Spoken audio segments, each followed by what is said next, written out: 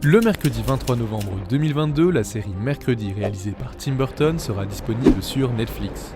Le show raconte l'histoire de Mercredi Adams qui est désormais étudiante au sein de la très particulière Académie Nevermore, dirigée d'une main de fer par Larissa Wims, l'ennemie juré de sa mère Morticia Adams. La jeune fille s'y découvre des capacités psychiques étonnantes et essaye dans le même temps de s'adapter aux autres élèves. Après une série de meurtres qui terrorisent la ville, Mercredi décide de mener l'enquête. Bonjour à tous et à toutes, je suis Yugi, votre fidèle narrateur, et avec Mouni, on vous embarque avec nous pour un instant ciné.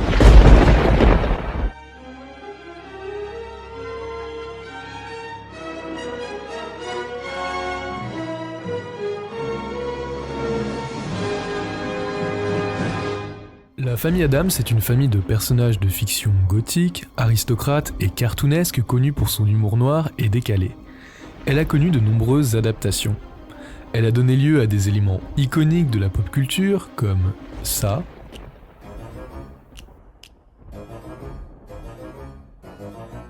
ça, ou encore ça. Why? So we can play a game. What game? It's called... Is there a God? Why? So it can kill you. Mais en principe, si vous vous intéressez un peu à la pop culture, vous le savez déjà. Ce qu'on connaît moins, en revanche, c'est leur créateur, le caricaturiste Charles Addams. À partir de 1938, Monsieur Adams, ou Chat pour les intimes, va débuter une série d'illustrations un peu particulières, publiée dans le magazine américain The New Yorker. Il s'agit de dessins satiriques parodiant la famille américaine idéale du XXe siècle, une sorte de famille Simpson avant l'heure, en tout aussi dérangé mais en beaucoup plus macabre.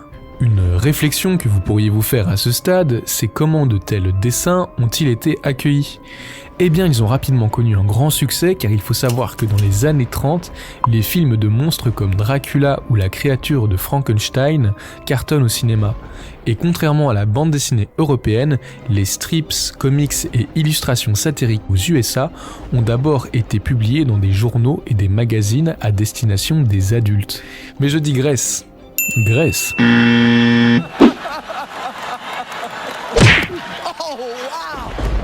La famille Adams va par la suite connaître de nombreuses adaptations qu'on ne fera qu'effleurer dans cette vidéo, tellement le mythe de la famille Adams est dense. Parmi les adaptations les plus célèbres, on citera la série TV des années 60, et une référence qui parlera beaucoup plus aux gens de notre génération, ce sont les deux films réalisés par Barry Sonnenfeld. Le premier sort en 1991 et s'appelle sobrement La famille Adams, et le second opus de 1993 se nomme Les valeurs de la famille Adams. Comme je l'ai dit précédemment, les films ont été réalisés par Barry Sonnenfeld. Mais l'anecdote tout à fait cocasse, c'est que la famille Adams de 91 aurait très bien pu être réalisée par Tim Burton. Et oui, qui a d'ailleurs été attaché au projet pendant un temps, mais qui était alors trop occupé sur la réalisation de Batman le Défi. Un autre rendez-vous pour Burton a eu lieu après le rachat en 2010 des droits des dessins de la famille Adams par Illumination Entertainment. Un projet de film d'animation en stop motion est alors lancé et Tim Burton est à nouveau envisagé comme co-scénariste et coproducteur avec même la possibilité de réaliser le métrage. Mais le projet est finalement annulé en juillet 2013. Une suite de déceptions pour Tim qui va avoir l'occasion de se rattraper avec Mercredi. Avant de parler de la série et sa production en tant que telle, j'ai envie de préciser que la réalisation de cette série s'inscrit dans une politique long terme de Netflix, qui est de vouloir se réapproprier des grands classiques de la culture populaire. Pour exemple, nous avons la célèbre licence de jeux vidéo The Witcher, qui a eu droit à son adaptation en série. Nous avons également la célèbre série de livres Narnia, qui aura droit à son adaptation sur Netflix. Puis nous aurons prochainement aussi une adaptation des célèbres animés One Piece et Death Note. Donc vous l'aurez remarqué que Mercredi Adams s'inscrit dans un calendrier très ambitieux. Mais là où je veux en venir, c'est que vouloir se réapproprier des univers aussi mythiques, c'est certes la sécurité de s'assurer un public de connaisseurs, mais c'est aussi le risque de s'attirer la haine de ce public, toujours plus exigeant face aux réadaptations d'univers déjà connus. Et ça, Netflix semble l'avoir bien compris. En annonçant Tim Burton à la réalisation de cette série, il ne s'agit pas juste de nous offrir un remake, mais il est nécessaire d'offrir de la nouveauté, de la qualité. Et dans cette optique, en effet, qui de mieux que Tim Burton pour apporter un vent de modernité et de fraîcheur à la famille Addams. Nous reviendrons au cours de cet épisode sur la pertinence de ce choix de réalisateur avec toute une série d'anecdotes. Mais il vous suffit de regarder sa filmographie et son style de réalisation pour comprendre que cette nouvelle série est véritablement faite sur mesure pour lui. Cependant, ces dernières années, Tim Burton s'est fait fort discret avec comme dernière réalisation Miss Peregrine en 2016 et Dumbo en 2019. Donc, certes, ça fait longtemps qu'on n'a plus vu de Burton à l'écran, mais à mon sens, aucune raison de s'inquiéter. Après tout, le maestro de l'épouvante romantique n'a plus à faire ses preuves dans un style qu'il maîtrise à la perfection. Il y a encore moins de soucis à se faire quand on sait que celui-ci sera accompagné d'une fine équipe. À l'écriture du scénario, on a Miles Millar et Alfred Gough, notamment connus pour la série à succès Smallville, consacrée aux origines de Superman.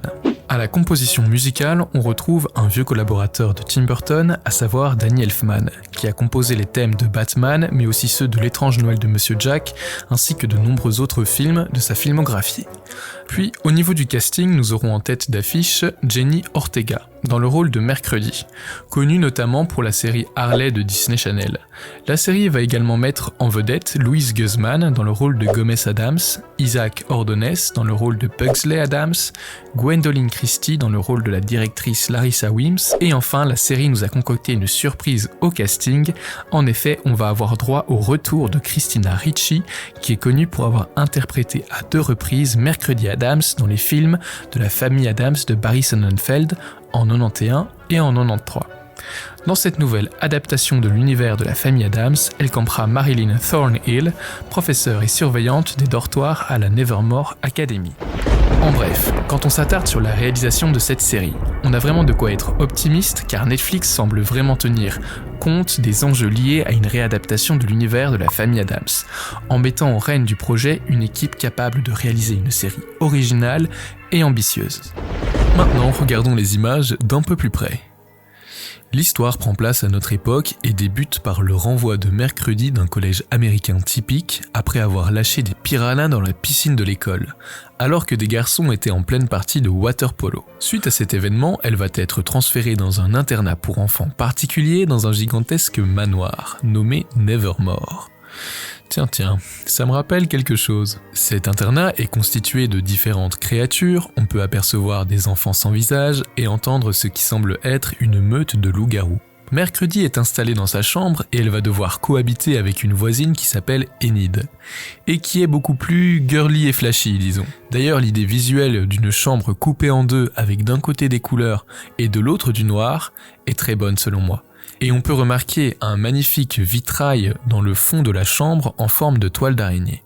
Une seconde bande-annonce a été diffusée à l'occasion de la New York Comic Con le 8 octobre 2022 et nous en dévoile un peu plus sur la direction que va prendre la série. On comprend que des phénomènes étranges ont lieu à Nevermore et Mercredi est bien décidé à mener l'enquête.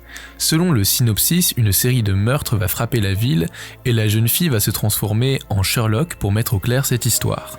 Si les premières annonces se voulaient plus trash et insistaient sur la personnalité sadique de Mercredi Addams, cette seconde bande-annonce est pleine de mystères et souligne le côté curieux et créatif de la jeune enquêtrice. On la voit faire de l'escrime, écrire et jouer du violon. Un instrument très cher à Sherlock Holmes d'ailleurs, encore une fois. Dans cette ambiance mystérieuse, le trailer nous montre une série d'images très intéressantes. Tout d'abord une confrérie secrète, mais aussi une statue de l'écrivain et poète Edgar Allan Poe, qui permet d'accéder à une bibliothèque secrète.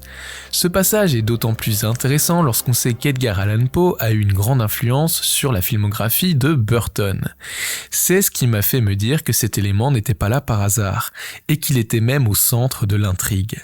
Nous allons donc rentrer dans une zone de théorie pour analyser ce mystère. Il s'agit d'hypothèses personnelles, mais j'ai de bons arguments, donc vous risquez d'être spoilé. C'est à vos risques et périls. Si vous voulez éviter cela, on se donne rendez-vous au timecode indiqué à l'écran. Vous êtes prêts ? Alors c'est parti. Dans la bande-annonce, on peut voir le poète Edgar Allan Poe tenir un corbeau. Enfin, on peut voir sa statue. Cet animal est au centre de ma théorie, car le corbeau est le nom d'un des plus célèbres poèmes de l'auteur.